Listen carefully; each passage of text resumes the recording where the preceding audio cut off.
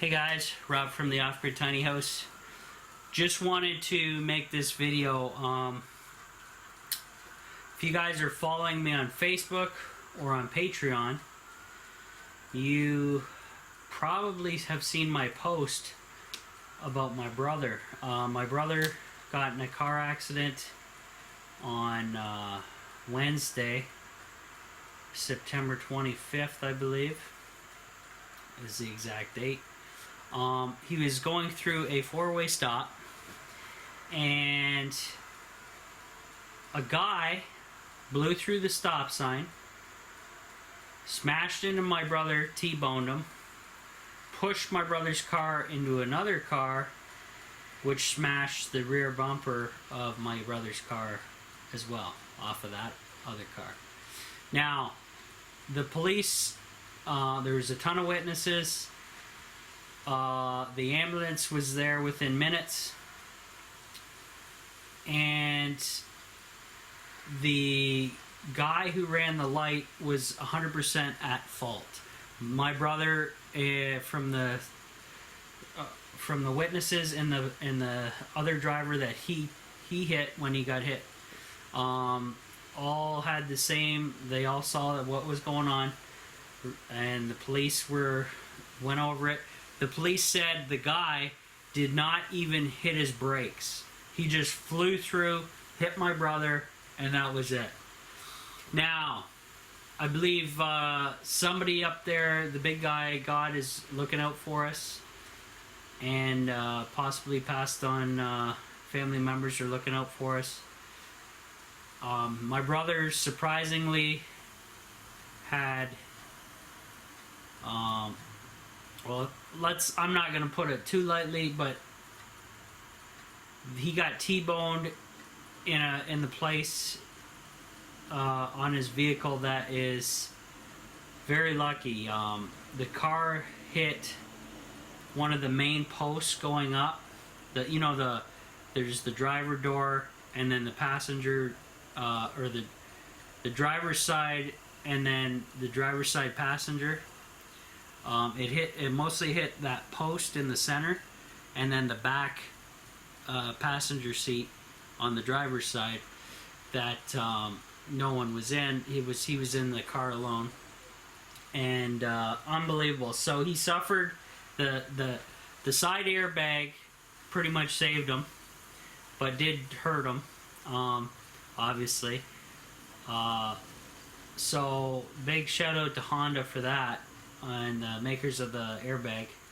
The airbag did its job, but it immediately popped when the shrapnel from the glass, the window, broke and threw the glass into the airbag like a bunch of little spikes. So, whatever. But anyway, my brother was taken by ambulance to the hospital. He had to wait there for like 5 hours to get in, which was insane anyway. Thankfully, my friend Josh and his wife Kelly live in the same city, and they were, my brother was able to text them, tell them what was going on. They raced over. They helped him out as best they could, which was great. So big shout out to them and thanks. We went over the next day because by then it was pretty late at night. The doctor saw him for the grand total of 30 seconds and gave him Advil.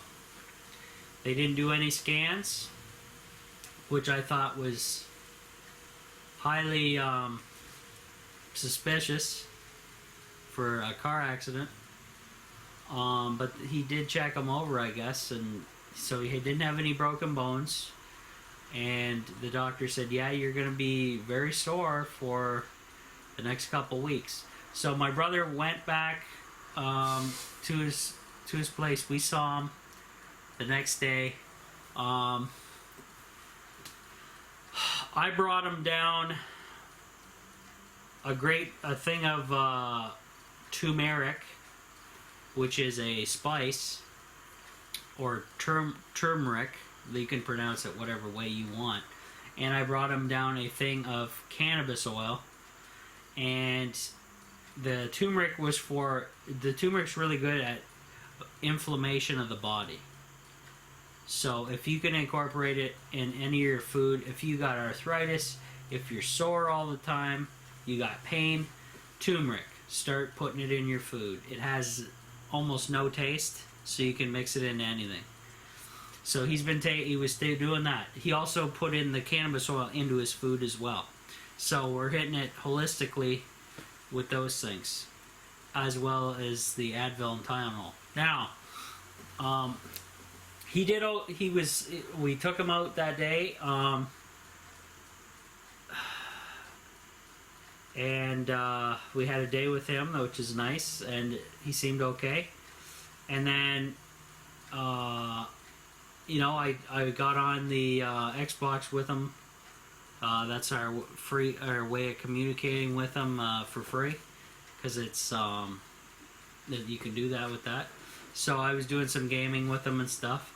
But the next day after that was rough on him. My mom, we were going to go down anyway, but my mom texted him and wasn't getting any replies back. So that's when things, got a little worrisome. Of course, right? So what we did, she wanted to do a little Thanksgiving dinner. Now, our Thanksgiving here in Canada is in October, whereas the U.S. it's in November, December or something. Whatever. So she made a little turkey dinner with all the fixings. We drove it down to have with him. We ate, fed him good and everything, but then we had to take him right after that to emerge because things didn't improve, and he was still worried about, well, why didn't they scan me the first time? And I talked to a bunch of people about that, and I said, now normally, don't they do like an MRI or like a CAT scan or something? Normally, that I would assume a doctor would call for that. So this time they did. It was a nightmare. We had to wait in the emerge for 5 to 6 hours again.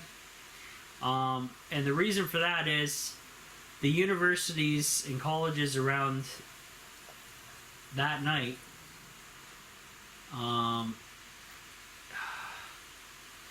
there was a huge, some kind of event going on in the city. There was drunken riots everywhere, and the waiting room was an absolute zoo. There was drunk college girls coming in, beat up, kicked in the head, cut feet, cut arms, crying, abdominal pain. So it sounded like somebody spiked the booze or whatever. The party got way out of hand, but the hospital was just jam-packed with all these people from this rave party or whatever, and it was a zoo.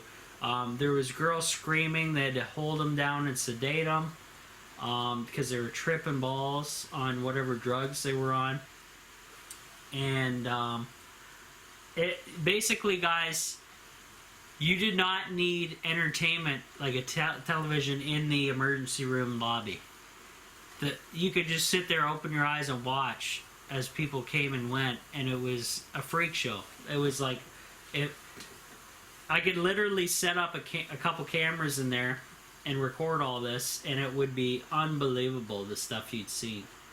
And hats off to all the medical staff there and security, because oh my god, that's the crap they got to deal with on the day-to-day. Unbelievable. Obviously they don't pay those people enough, and they do good work, so I just couldn't believe it. So anyway,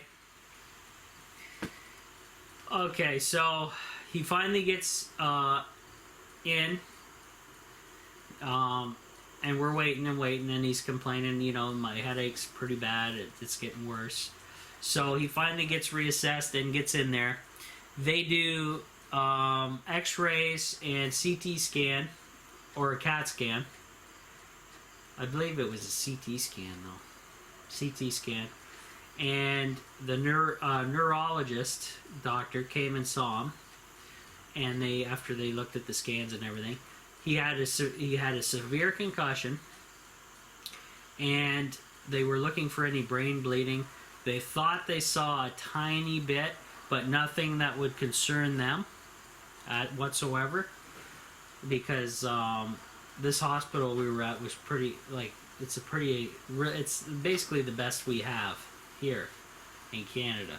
So I was pretty relieved. The neurologist did a bunch of tests on my brother in the hospital bed and around the hospital bed and stuff like that. Cognitive and resistance things with his hands and feet and everything like that, just to make sure. And then he went over the story with my brother, like what happened and whatever. And we kind of filled in any blanks that we could for him. But yeah, unbelievable, guys. So my brother had a severe concussion. He's got bruising basically from shoulder to leg on his left side. It's pretty rough. The doctor told him he has now for the treatment for concussions, which I thought was shocking, and I couldn't believe it. Is basically resting in a dark room and taking Advil and Tylenol, alternating those for weeks. So no TV, no radio, no phone for at least a few days. You gotta kind of sit still or sit comfortably in a dark room for an extended period of time without any stimulation. And he talked us through everything. So like after a couple days, try sitting in the room with a light on. Kind of gradually work your way up to stuff. After that, after a couple days of that, maybe turn on the radio, just to have some sensory stimulation or something. And then work yourself up to like TV or phone call or whatever, and then maybe try cooking or whatever. So it's like he's basically going to be out of commission for a month, is what the doc said. Now, his car is a total write-off. The insurance company assessed it. It's 100% not his fault whatsoever. So we're waiting on that. But obviously we're more concerned about my brother at this moment, right? So if you guys can send good vibes and prayers to my brother, that would be awesome. I would much appreciate that. And what else? Man, it was tough. So I spoke about there was this big event going on in the city. Basically, the doc said, well, somebody's got to stay with my brother for at least a few days in the beginning. So my mom volunteered because I can't stay with my brother at his apartment. He has a cat. I'm allergic. And I would have probably died in the hotel, not the hotel, but in the apartment. So that wasn't going to happen. So me and my dad, since it was so late, we didn't get out of the emergency room with my brother being released till about, I don't know, 12:15, midnight. As we exited, the lobby was still full, jam-packed with the drunk girls and guys and every other nonsense going on from this party. So we go and get, my brother was hungry, everybody was hungry, so we went and got a couple Papa John pizzas. I got my brother what he wanted, and I got one for myself. And so we dropped my brother and mom off at his apartment, and then me and my dad went to go look to get a hotel room. Well, that wasn't going to happen. Every hotel room we went to, we physically drive to them, we're totally full because of this party rave stupidness going on because of the universities and colleges. So, what ended up happening, I brought down earlier, since his car was totaled, I brought down one of our work vehicles for my brother to use. And then obviously we drove down in my mom's car later. So what happened was I said, well, guess what we're doing? I was dead tired as is. So what I did to stay awake, I don't drink coffee. I'm not a coffee guy. But I was pretty tempted to try coffee that night, I tell you what. And that was last night, basically. I took my dad through the McDonald's drive-thru, got a couple large Cokes, and I came up with a plan. I said, well, let's return, because we were in my mom's car. So I said, let's backtrack back to my brother's apartment and swap vehicles. Because my mom's not going to want to drive the work vehicle. So we swapped vehicles, and we phoned her and told her what was going on. My brother already ate and passed out because he's been through hell. And so I drove back in our work vehicle, and I've never driven at night with that work vehicle in forever. And oh my god! It's a 90s work van. It's old, but it works still. It's a gem. That was something else. So we had to. We basically, I moved my pizza leftovers and the Cokes from McDonald's into the van. And I needed Coke. I needed sugar, guys, just to stay awake, to make it back. We basically had to drive home. And it's a good hour and a half drive. Now, most of you are going to say, that's nothing. Well, we couldn't take the highway in this vehicle because I didn't know if it would even run at the highway speeds. And that's why it took longer. And the other reason it took longer is, thank God there was literally no traffic. The high beams and the lighting of the headlights on this vehicle are garbage. So, and on top of that, the windows had some type of grease on the windshield, and we wiped it off with rags and whatever we could, and windshield wiper fluid. The stuff was not coming on. It was like smeared. I'm looking through a smeared glass, driving with crappy headlights down roads that I am not familiar with, and it's unbelievable. It was a freak show. We ended up pulling over a couple times. My dad got out, wiped the headlight lenses, wiped the glass a few times, tried to get everything clean, wiped the inside. It just wasn't happening. It was bad. So we got home eventually about around 4 a.m. and I just went immediately to bed. I didn't even brush my teeth, nothing. Thank God we stopped for those large Cokes because there was enough sugar energy in there just to get me going back home. And my dad had his as well because we were whipped. That morning I got up at 6 a.m. and by the time I got home after the whole day, it was closing in on 6 a.m. So I was almost up for 24 hours straight and went through a bunch of. It was unbelievable, guys. So it was quite the day. But like I say, that's nothing to what my brother's going through. He's got to deal with a lot of pain, and he's got to do it for weeks. Now, other than that, I can't tell you anything much because that's where we're up to now, presently. And my mom's going to look out for him. Now, the other thing, my mom has some kind of dental appointment she has to go to. She cannot cancel or postpone it.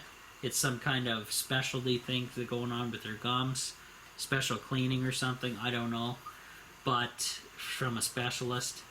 But she has to go there tomorrow, and that's in another city. So, I talked to you guys about, I gave him turmeric and cannabis oil. Well, he went through the turmeric and cannabis oil very quickly within a day. That's how much pain he was in. But it did help him. So what I did, remember I told you, my mom and when we came down with the turkey dinner and all that, I went to the store, bought a big brand new container of organic turmeric, and I brought down 3 more containers of cannabis oil, as well as a little leftover one of a real good concentrate that my dad takes for his cancer. And I brought that to my brother, so he has all that stuff as well to help him get over this pain and injury. So he's taken the Advil, the Tylenol in a combination, and then he's taken the cannabis oil and the turmeric. So he's putting the turmeric and cannabis oil on the food, and then he just pops the Advils and Tylenols as need be. So now the interesting thing, the doctors, remember the time the ambulance took my brother the first time and the doctor saw him and sent him home? Well, that next day, obviously, I told you I brought the first batch of turmeric and cannabis oil, and that got him by for at least a couple days. And the doctor, the neurologist doctor, was like, how the hell did you not come in? Or no, how the hell did you stand the pain over those 2 days? And my guess, guys, is it was the cannabis oil and the turmeric combination. Now, I could be wrong, and my brother's just a tough cookie, but I'm guessing he wouldn't be taking the stuff if he didn't think it was working, right? You wouldn't take a jar of cannabis oil and not feel like if you didn't feel any good effects off it, you wouldn't take any more, right? But I'm guessing that's what got him through the pain, and so obviously I brought him more of that stuff, way more. And if I have to bring more to him, I will. That's just the way it is. So that's what I'm dealing with, guys. And I've been away from the tiny house here for quite a few days because I had all this stuff going on between work and all this. And then I'm going to probably be doing multiple trips down to see my brother and bring him some more stuff. So, whew. But like I say, guys, your prayers are much needed to help heal my brother up. It sounds like a concussion is a complete nightmare because there's very limited treatment options for it. It's basically tough through the pain as best as you can. So, unbelievable, guys. So, very lucky to just have my brother still with us. And very lucky to have him in the shape he's in. Because it could have been a hell of a lot worse, I'll tell you that.